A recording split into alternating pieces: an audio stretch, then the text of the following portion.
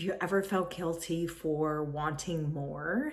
And I'm not talking about wanting more money, although that's always useful, or more things, more fame, or anything like that, but things that are really tugging on your heart, and more impact, even more influence with people that are important to you or someone that you really want to help and serve. So maybe it's starting a business, maybe it's launching a ministry, maybe it's writing a book. But every time you sort of get the urge or the pull, you feel a little bit guilty and you think, am I being selfish? Am I being ungrateful? Am I asking for too much, or is this God actually dropping something on my heart? So if you've ever felt that way, if you've ever asked those questions, you're definitely in the right place today. Because today I'm talking about why so many Christian women kind of feel guilty or don't feel entirely right about this feeling of wanting more. Actually challenge what this desire for more actually means. Welcome back, Christine Burke here. I lead faith-fueled women over 50 to stop underestimating their value, reclaim their authority, and build brands, movements, and turn their lived experience into purpose-driven income and impact. So if you are navigating this season of transition and maybe a bit of restlessness or discomfort, then this training is definitely for you. And don't forget the Midlife CEO resource of the week. Every single week when I create a video, I create a free resource. They're all stored in an incredible little vault, and you can get in there and access them all. And you can get to that in the description below. So why do many of us feel guilty for wanting more? So oftentimes when we start thinking about our goals and dreams as moms, as women over 50, we start feeling guilty. This like, am I being selfish, or am I asking for too much? Or maybe I should just be grateful for what I have already. So instead of getting curious about it, oftentimes we start feeling guilty. So for me, I remember when I first started entering this empty nesting idea. My eldest went away to school. My youngest went overseas to work. My 15-year-old daughter, who's actually now 16, started to, show a little bit more responsibility, independence, all that kind of thing. And I started thinking, okay, this is it. This is the empty nesting that I keep hearing about. And when that started happening, I really started feeling this tug of, okay, now I have space and time to actually move forward in what I really want to do and what God is asking me to do. But at the same time, I felt a little tug of guilt around, they still need me, but what about the clothes? Do I do my business things first, or should I make sure that, Lachlan's laundry is ready for him to go to work tomorrow? The struggle is real. So contentment doesn't mean stay where you are. Contentment means leaning in and trusting that He actually has a plan for you in this second season of life. And you can still be grateful and be called. You can be content and still be called. And you can definitely appreciate everything that you have, everything that you built. Maybe you're already an entrepreneur. You can still appreciate and be grateful and still understand that He is calling you to do more or something different. So when I first became a Christian, I really struggled with this because I didn't really understand what it looked like to be in this close, incredible relationship with Him. And I all of a sudden thought, do I need to blow up my entire life? Like, what do I say to those people around me who aren't in faith? I want to blow up my entire business. Does He need to be involved in every part of my business? Yes, He does. Do I need to be talking about Him to people in my business all the time? Maybe, maybe not. It all depends, of course, on the branding foundations of your business. And if you need help with that, you definitely need my CEO alignment audit, where we do a deep dive on what you got going on, your messaging, your positioning, the whole thing. Or you can just comment CEO, or you can get the link to book that below. But I've realized that gratitude meant not sitting on my hands and saying, oh, thanks God for doing everything in my life. It actually meant that I was grateful for everything that he had put in front of me leading up to this point. All of the challenges, all of the people that came into my life, all of that time that I didn't even have a relationship with him. He was just setting me up to move into what he's now calling me to do. So here's 4 signs that what you're feeling is him calling you. He's calling upon you for your calling. It's your calling.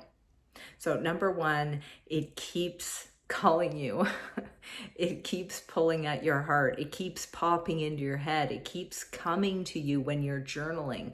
You keep thinking about it. You can't stop thinking about it. And oftentimes it could be the thing that scares you the most too. That's definitely a sign. Sign number 2 is this idea of preparation or alignment. So maybe you're just, you're ready. Maybe there are things happening in your life, events like maybe you're an empty nester, maybe your kids are gone, maybe you've got the space and the opportunity to do something that you want to do. Maybe you've met some new people in your life who are encouraging you to do something like, hey, go write a book. And you're thinking, wow, I never had time to do that before, but now I do. Maybe it has something to do with your experience is now being brought to the surface on something. And maybe your wisdom is starting to show itself again through new relationships, events in your life. Maybe it has to do with your healed scars, like your stories, your transformations, what you have lived through, what you've built, what you've survived. Sign number 3 is that desire is there to impact. And so we always want to help, right? And like most of the time, we're good people. We have an intention to do good, to do well, to do right by other people, right? But I believe that it's definitely a sign when you know that there is somebody there, a group of people who you really want to help and that you can help them. And your whole being, and that like God is saying to you, this is going to be your impact. This is where you are going to actually make a difference. And it could be something totally from left field. It could be something that you've already started. It could be something that you've never even thought of before. I was at a networking meeting last week. I met a great group of ladies, and I wasn't actually surprised when more than one of them said, I don't even want to show my face on social media. I don't want to put my face in front of the camera. And I get it. Sometimes we're a little bit afraid of being visible because, let's face it, we're afraid of being judged or, like ashamed, like we don't say the right thing. Like, look at me, I don't care. I've got nose here. There's a big difference between hiding and humility. If you want to go watch that video, last week's video, I've dropped it in the description below. But when our desire is impact, then all of those things will simply fall away. Sign number 4 is it's something that both terrifies you and excites you at the same time. You know that feeling? It's like going on a roller coaster, right? You're like, oh my God, I don't really want to go. It's so scary, but you just want that rush, right? And normally God-sized callings, missions, whatever you want to call it, normally they are a little bit scary. But I want you to remember one thing, is that God qualifies the call, not the other way around. And so he's not going to give you something that you can't handle, or he's going to put you in a little bit of a waiting season. And, he's going to put you in a little bit of waiting season so that you can be prepared, so that you can be ready, so that you can be skilled, so that you can identify what it is that he actually wants you to do, and he's going to help prepare you. So what if we're thinking this whole time about ambition is actually stewardship? God is calling you to steward something that's unique to you, that he knows that is unique to you. He's been preparing you for this for a long time. And finally, in midlife, the time, the space, the energy is opening up for you to actually steward it. So instead of asking, is it right for me to want this? Or, should I be showing up in this way? Ask, what would faithful stewardship look like for me?